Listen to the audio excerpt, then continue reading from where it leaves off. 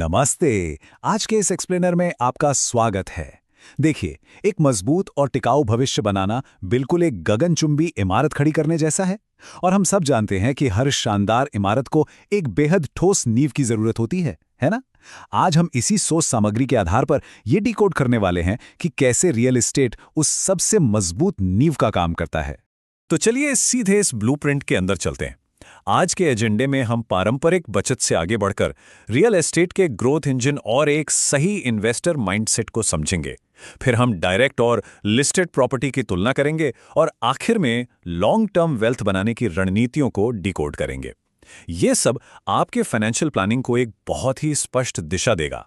Section 1, पारंपरिक बचत से आगे और वो अदृश्य वेल्थ किलर। आइए देखते हैं कि लंबे समय की आर्थिक आजादी पाने में सबसे बड़ी रुकावट आखिर क्या है। अब एक बहुत ही दिलचस्प सवाल उठता है, क्या सिर्फ बचत करके अमीर बनना वाकई मुमकिन है? बचपन से ही हमें सिखाया जाता है कि अपना पैसा बैंक में डालो, वो सबसे सुरक्षित है। लेकिन क्या सच में सिर्फ बैंक बैलेंस बढ़ाते रहने से आपका फ्यूचर सिक्योर हो जाएगा? ये एक ऐसा पॉइंट है जिस पर हमें गहराई से सोचना होगा। अगर हम सेविंग्स और इन्वेस्टिंग के बीच की तुलना को देखें तो तस्वीर बिल्कुल साफ हो जाती है। एक तरफ है आपकी बचत, जहां इन्फ्लेशन यानी महंगाई एक अदृश्य वेल्थ किलर की तरह काम करती है। ये धीरे धीरे आपके पैसे की क्रय शक्ति या परचेजिंग पावर को पूरी तरह निगल जाती है। लेकिन दूसरी तरफ अगर हम इन्वेस्टिंग की बात करें तो वही महंगाई कोई दुश्मन नहीं रह जाती, बल्कि एक ताकतवर मल्टीप्लायर बन जाती है। कंपाउंडिंग और एसेट एप्रिसिएशन के जरिए ये आपकी संपत्ति को कई गुना बढ़ा देती है। Section 2, the real estate engine, the mechanics of growth. अब इस महंगाई की समस्या से निकलकर हम इसके असली मैकेनिकल समाधान की तरफ बढ़ते हैं, जहां रियल एस्टेट एक ड्यूल इंजन की तरह काम करता है। तो यहां सबसे महत्वपूर्ण कॉन्सेप्ट आता है इक्विटी। बहुत ही आसान शब्दों में कहें तो ये प्रॉपर्टी का वो हिस्सा है जिस पर आपका असल में मालिकाना हक होता है। मतलब प्रॉपर्टी की मौजूदा मार्केट वैल्यू और आपके बचे हुए लोन या मॉर्गेज बैलेंस के बीच का सीधा अंतर। ये इक्विटी ही किसी भी रियल एस्टेट इन्वेस्टमेंट का सबसे ठोस और बुनियादी बिल्डिंग ब्लॉक है।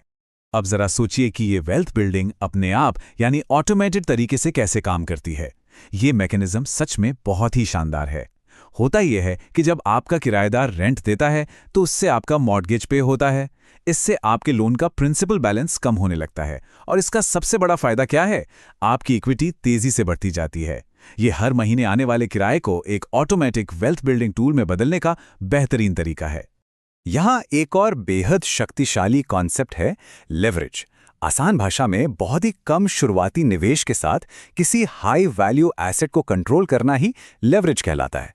ये आपके वेल्थ पोटेंशियल को लिटरली कई गुना बढ़ा देता है, क्योंकि इसके जरिए आपको सिर्फ अपने डाउन पेमेंट पर नहीं बल्कि पूरी की पूरी प्रॉपर्टी की टोटल वैल्यू बढ़ने का फायदा मिलता है। इस पूरे प्रोसेस के इम्पैक्ट को समझने के लिए एंड्रू कार्नेगी का ये कोट बिल्कुल सटीक बैठता है। 90% लखपति या करोड़पति सिर्फ इसलिए ऐसे बनते हैं क्योंकि वो रियल एस्टेट ओन करते हैं। ये ऐतिहासिक नजरिया हमें याद दिलाता है कि रियल एस्टेट लंबे समय में कितनी बड़ी संपत्ति पैदा करने का एक प्रूवन ट्रैक रिकॉर्ड रखता है। सेक्शन 3, इन्वेस्टर माइंडसेट, साइकोलॉजी और स्ट्रैटेजी। अब रियल एस्टेट का इंजन तो हमने समझ लिया, लेकिन इसे चलाने के लिए सिर्फ पैसे नहीं, सही मानसिकता भी चाहिए। चलिए उन मनोवैज्ञानिक बदलावों की बात करते हैं जो दशकों तक सफलता के लिए जरूरी हैं। यहाँ टाय लासेटर द्वारा बताए गए वेल्थ क्रिएशन के इन 4 प्रमुख स्तंभों पर गौर करें।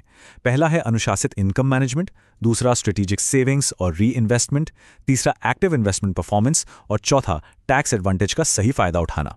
ये पूरी अप्रोच सिर्फ पैसे कमाने तक सीमित नहीं है, बल्कि डेप्रिसिएशन जैसे टूल्स को स्मार्ट तरीके से इस्तेमाल करने के बारे में भी है। और ये एक बहुत ही आम गलत फहमी को दूर करता है कि हर तरह का कर्ज बुरा होता है। बिल्कुल नहीं।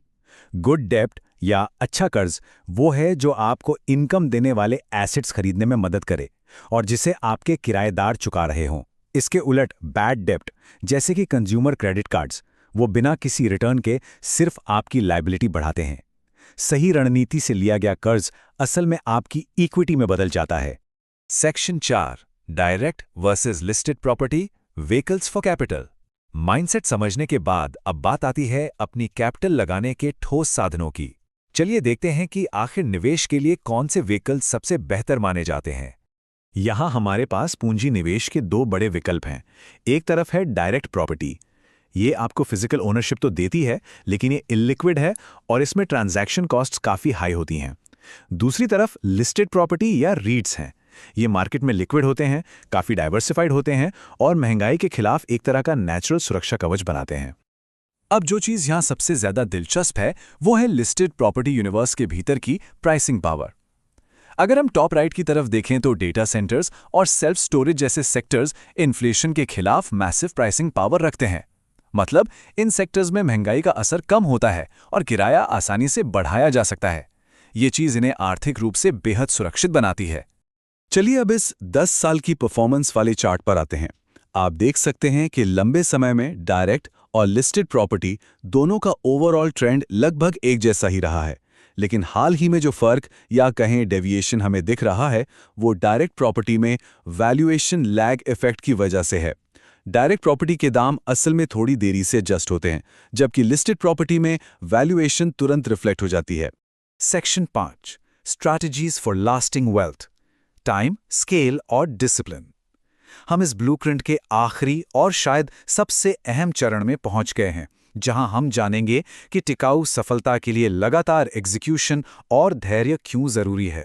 सच्ची रियल एस्टेट वेल्थ के लिए एक बहुत ही सटीक इक्वेशन काम करती है और वो है कर्ज, समय और स्केल का गुणनफल। ध्यान दीजिए, इन तीनों मल्टीप्लायर्स के बिना कोई विशाल संपत्ति तैयार नहीं होती। समय के साथ महंगाई का फायदा उठाना और अपने पैसिव इनकम गोल्स को हिट करने के लिए पोर्टफोलियो को लगातार स्केल करते जाना, ये बहुत जरूरी है। सफल इन्वेस्टर्स को हमेशा उन रातों रात अमीर बनने वाली स्कीम्स से बचना चाहिए। इस पर वॉरेन बफे का ये विचार बिल्कुल सटीक है। सिर्फ तभी जब आप साउंड इंटेलेक्ट को इमोशनल डिसिप्लिन के साथ मिलाते हैं, तब आपको रैशनल बिहेवियर मिलता है। तो मार्केट चाहे कितना भी ऊपर नीचे हो, अपने इमोशंस पर काबू रखना ही आपकी सफलता की सबसे बड़ी कुंजी है। तो आखिर में हमारे सामने एक बहुत ही बड़ा सवाल आता है। किसी की भी लॉन्ग टर्म फाइनेंशियल ट्रेजेक्टरी में वक्त और स्केल आज किस तरह से भूमिका निभा रहे हैं? अपने खुद के वेल्थ बिल्डिंग ब्लूप्रिंट को इवैल्यूएट करना भविष्य की आज़ादी के लिए बहुत ही अहम है। उम्मीद है कि आज के इस एक्सप्लेनर से आपको वेल्थ बनाने का एक बिल्कुल नया और स्पष्ट नज़रिया मिला होगा। सोचने के लिए एक शानदार पॉइंट है ना?